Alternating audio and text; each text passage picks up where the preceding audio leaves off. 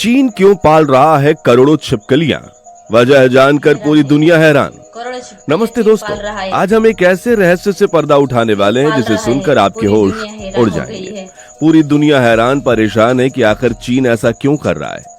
क्या आपने कभी सोचा है कि चीन जो अपनी मैन्युफैक्चरिंग पावर और टेक्नोलॉजी के लिए जाना जाता है, वो अब मिलियंस में लिज़ार्ड यानी कि छिपकलियां क्यों पाल रहा है? ये कोई छोटी बात नहीं है दोस्तों। ये छोटी बात नहीं जब है। हमने इसकी गहराई में झांकना शुरू किया तो जो सच्चाई सामने आई वो वाकई चौंका देने वाली थी। क्या ये कोई नया साइंटिफिक एक्सपेरिमेंट है? क्या ये किसी बड़े ग्लोबल प्लान का हिस्सा है, या फिर इसके पीछे कोई ऐसी वजह छिपी है जिसे सुनकर आप दंग रह जाएंगे? तैयार हो जाइए एक ऐसी जर्नी के लिए जहां हम इस अनोखे रहस्य से पर्दा उठाएंगे और जानेंगे कि आखिर चीन का ये लिज़ार्ड ऑब्सेशन क्या है और इसका सब पे क्या असर पड़ सकता है। उससे पहले अगर आप हमारे चैनल पे नए हैं तो सब्सक्राइब करना ना भूलें। तो चलिए शुरू करते हैं इस बेहद एक्साइटिंग और इंफॉर्मेटिव वीडियो को। जब पहली बार ये खबर सामने आई कि चीन बड़े पैमाने पर छिपकलियां पाल रहा है तो कई लोगों को लगा कि ये कोई मजाक है या फिर फेक न्यूज है। आमतौर पर हम छिपकलियों को अपने घरों की दीवारों पर या बगीचों में देखते हैं, लेकिन उन्हें मिलियंस की संख्या में पालना ये थोड़ा अजीब लग सकता है। कई लोग सोच रहे होंगे कि क्या चीन में अब खाने के लिए छिपकलियां पालना शुरू हो गया है या फिर ये किसी एग्जोटिक पेट ट्रेड का हिस्सा है। लेकिन सच्चाई इससे कहीं ज्यादा गहरे और कॉम्प्लेक्स में है। चीन अपने बड़े प्रोजेक्ट्स और अनोखे तरीके के लिए जाना जाता है, लेकिन ये वाला प्रोजेक्ट उन सबसे अलग है।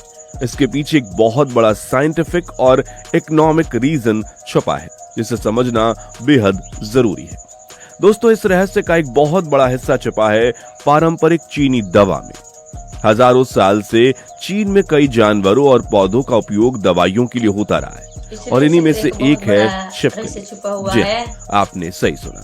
चीन में कुछ खास प्रजाति के छिपकलियों का उपयोग कई तरह की बीमारियों के इलाज में किया जाता है। उनका मानना है कि छिपकलियों में ऐसे तत्व होते हैं जो शरीर को अंदर से ठीक कर सकते हैं, खासकर स्किन रिलेटेड प्रॉब्लम्स, कैंसर और जॉइंट पेन्स में।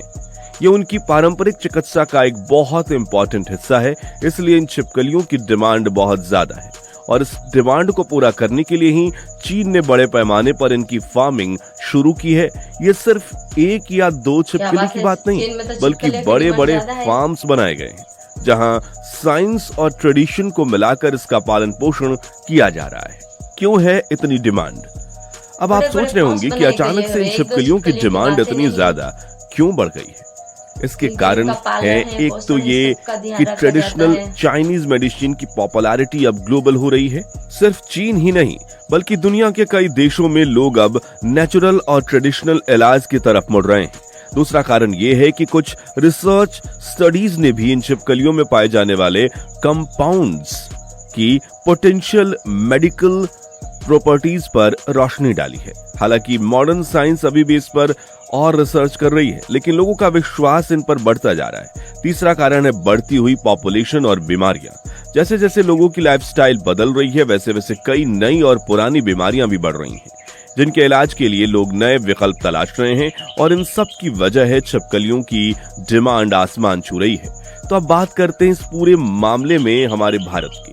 हमारी संस्कृति और परंपरा भी नेचुरल रेमेडीज और आयुर्वेदा पर आधारित है। क्या हमारे यहाँ भी इस तरह के जानवरों का उपयोग होता है?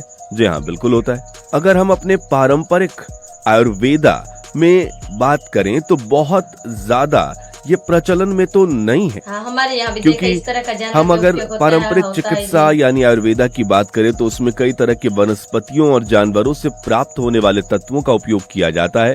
हालांकि छिपकलियों का उपयोग डायरेक्टली आयुर्वेदा में बहुत ज्यादा प्रचलन में नहीं है, लेकिन सांपों, बिच्छुओं और कुछ अन्य जानवरों के विष का उपयोग कंट्रोल्ड तरीके से दवाइयों में किया जाता रहा है। हमारे यहाँ भी प्रकृति से मिलने वाली चीजों पर गहरा विश्वास है, लेकिन हमारे तरीके चीन से थोड़े अलग हैं। हमारी परंपरा में हमेशा से ही प्रकृति और जीव जंतुओं के प्रति सम्मान और संतुलन की भावना रही है। हम उनका दोहन करने की बजाय उनका समुचित उपयोग करने पर जोर देते हैं।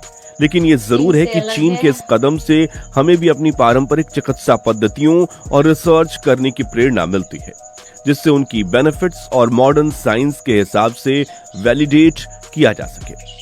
क्या ये एनवायरनमेंट के लिए खतरा है? एक बहुत इंपॉर्टेंट सवाल यह है कि क्या इतनी बड़ी संख्या में छिपकलियों को पालना हमारे एनवायरनमेंट और इकोसिस्टम के लिए खतरनाक हो सकता है?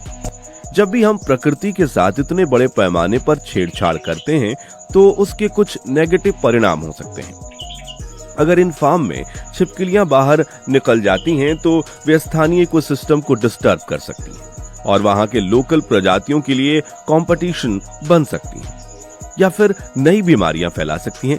इसलिए चीन को इन फार्म्स को बहुत ही केयरफुली मैनेज करना होगा और स्ट्रिक्ट बायोसिक्योरिटी मेजर्स अपनाने होंगे। बायोडायवर्सिटी का संतुलन बनाए रखना बहुत जरूरी है और हर जानवर का अपना एक रोल होता है इकोसिस्टम में।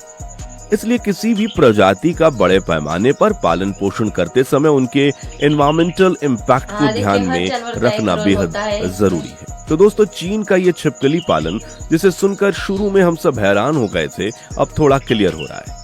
ये सिर्फ एक अजीब सा शौक नहीं बल्कि पारंपरिक चिकित्सा, बढ़ती डिमांड और साइंटिफिक रिसर्च का एक कॉम्प्लिकेटेड मेल है।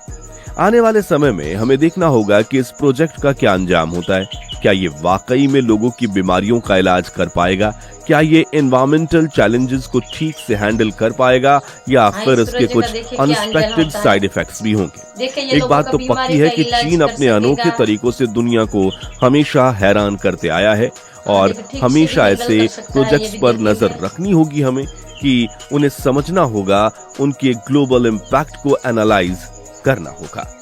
छिपकली से बनी दवाइयों के साइड इफेक्ट्स। जहां एक तरफ पारंपरिक चीनी चिकित्सा में छिपकलियों को कई बीमारियों के लिए फायदेमंद माना जाता है, वहीं दूसरी तरफ इनके उपयोग से होने वाले संभावित साइड इफेक्ट्स को भी नजरअंदाज नहीं किया जा सकता, क्योंकि ये दवाइयां आमतौर पर अनप्रोसेस्ड या मिनिमली प्रोसेस्ड रूप में इस्तेमाल होती हैं।